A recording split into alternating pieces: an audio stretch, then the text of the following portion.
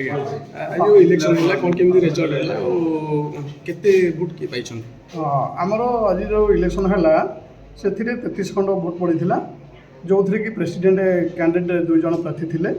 ସେଥିରୁ ପ୍ରଦୀପ କୁମାର ସାହୁ ଯିଏକି 17 ଖଣ୍ଡ ପାଇଛନ୍ତି ଏବଂ ପ୍ରଦୀପ କୁମାର ସାମନ୍ତ ସେ 15 ଖଣ୍ଡ ପାଇଥିଲେ ଏବଂ ଗୋଟିଏ ମାତ୍ର ଭୋଟ୍ ନାକଚ ହୋଇଥିଲା ପ୍ରେସିଡେଣ୍ଟରେ।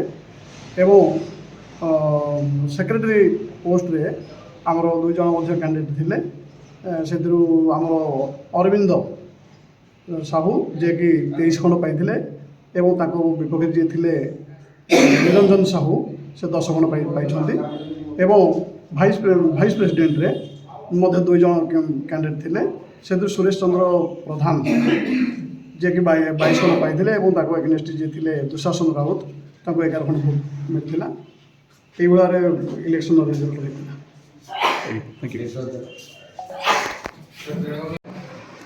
ପର୍ଜଙ୍ଗ ବାର ଆସୋସିଏସନ୍ର ମେମ୍ବର ମୋର ନିକଟ ପ୍ରତିଦ୍ୱନ୍ଦ୍ୱୀ ଦୁଶାସନ ରାଉତ ଠାରୁ 22 ଖଣ୍ଡ ଅଧିକ ଭୋଟ୍ରେ ଭାଇସ୍ ପ୍ରେସିଡେଣ୍ଟ ଜିତିଅଛି। ଆମର ବାରର ମୂଳ ଲକ୍ଷ୍ୟ ଯେଉଁ କାମ ବାକି ଅଛି ତାକୁ ସୁଚାରୁ ରୂପେ ସମ୍ପାଦନ କରିବୁ, ଆଉ କୋର୍ଟ ବିଲ୍ଡିଂ ଯାହା ହେଇପାରୁନି ତା ପାଇଁ ବ୍ୟବସ୍ଥା କରିବୁ, ଆଉ ଏଚଓଡି ମାଜିଷ୍ଟ୍ରେଟ୍ କୋର୍ଟ ଏଠି କିପରି ହେବ ସେଥିପାଇଁ ଧ୍ୟାନ ଦେବୁ। ପର୍ଜଙ୍ଗ ବାର ଆସୋସିଏସନ୍ ନବନିର୍ବାଚିତ ସଭାପତି ଆଉ 17 ଖଣ୍ଡ ଭୋଟ୍ ପାଇକରି ମୁଁ ବିଜୟ ହୋଇଛି। ମୋର ଓକିଲ ଭାଇମାନେ ମୋତେ ବିଫଳ ଭାବରେ ଜିତେଇଥିବାରୁ ମୁଁ ତାଙ୍କ ପାଖରେ କୃତଜ୍ଞତା ଜ୍ଞାପନ କରୁଅଛି। ମୁଁ ଚାହୁଁଥିଲି ଗୋଟେ ପରିବର୍ତ୍ତନ, ଯାହା ହେଉ ଚିରାଚରିତ ଢଙ୍ଗରେ ପରିବର୍ତ୍ତନ ହେଲା।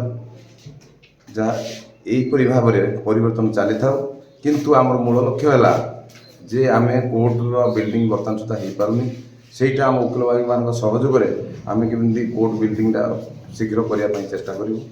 ଦ୍ୱିତୀୟତଃ ଆମର ଗୋଟେ ମାଜିଷ୍ଟ୍ରେଟ୍ କୋର୍ଟ ବହୁତ ଦିନ ହେଲା ହେଇପାରିନି, ଲୋକମାନେ ହଇରାଣ ହେଇକରି କୋର୍ଟ ହେଲେ ସୁଦ୍ଧା ବି ବର୍ତ୍ତମାନ ତାଙ୍କ ଗୋଟେ ମିସ୍ କେସ୍ 107, 109, 110 ଏଇ କେସ୍ ଗୁଡ଼ାକ ଆମର ସବ୍ କଲେକ୍ଟର ଅଫିସରେ ଚାଲୁଛି।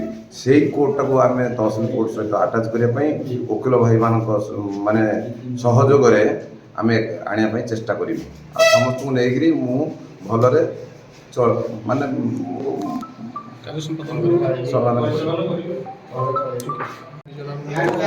ରହିଛି ମୁଖ୍ୟତଃ ସମସ୍ୟା କ'ଣ ରହିଛି ବାର ଆସୋସିଏସନ୍ ଆଉ ତା କିଭଳି ଭାବରେ ଦୂର କରିବା ପାଇଁ ଚେଷ୍ଟା କରିବୁ?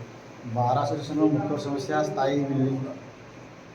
ପର୍ଜଙ୍ଗର ସାଧାରଣ ଜନତା ସ୍ଥାୟୀ ବିଲ୍ଡିଂ କ୍ୟାମ୍ପସ୍ ନାହିଁ, ତେଣୁ ନ୍ୟାୟ ଦୃଷ୍ଟିରୁ ବଞ୍ଚିତ ହେଉଛନ୍ତି ଏବଂ ସବୁ ଓକିଲ ଭାଇମାନଙ୍କର ପ୍ରତ୍ୟେକ ମୌଳିକ ସମସ୍ୟାକୁ ଦୂର କରିବା ପାଇଁ ଚେଷ୍ଟା କରିବୁ।